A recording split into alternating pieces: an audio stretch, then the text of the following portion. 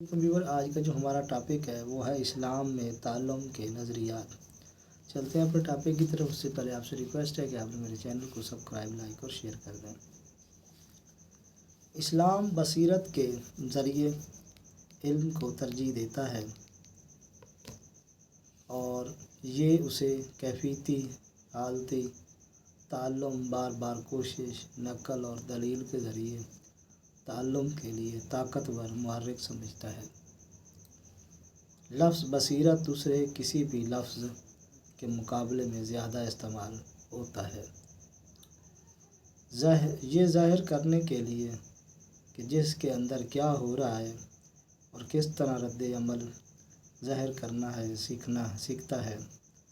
تکنیکی حس میں بصیرت کا معیار ہے حل کی فوری سمجھ جو ایک عمل کے نتیجے میں ملے، جو اس کورس کو موقع کی مناسبت سے چلاتا ہے تاکہ ادراک کے میدان میں ہم آہنگی کے ساتھ مکمل حل مل سکے۔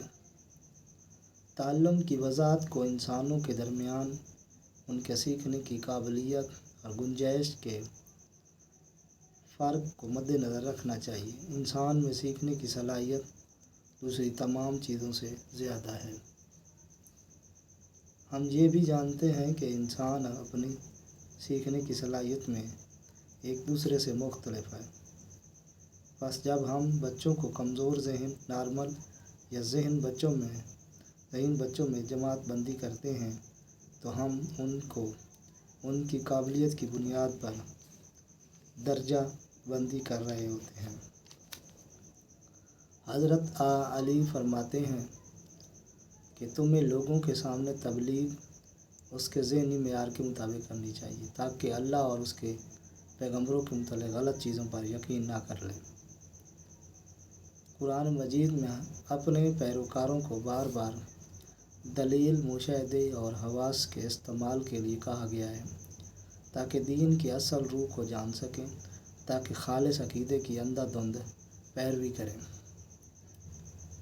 قرآن مجید اپنے پیروکاروں کو اپنے راستے کو بغیر بینائی کے قبول کرنے پر پابند نہیں کرتا، بلکہ انہیں بار بار اپنی دلیل کی دعوت دیتا ہے۔ صرف چند معاملات ایسے ہیں جن میں قرآن مجید کے بغیر دیکھے عقیدے پر یقین کے لیے زور دیا جاتا ہے۔ عام طور پر اس میں مسلمانوں کو چیزوں کے بذات خود مشاہدے اور خود نتائج اخذ کرنے کے لیے کہا گیا ہے۔ قرآن مجید میں لوگوں کو دعوت دیتا ہے کہ دنیا کے گرد گھومیں اور عجائبات دیکھیں۔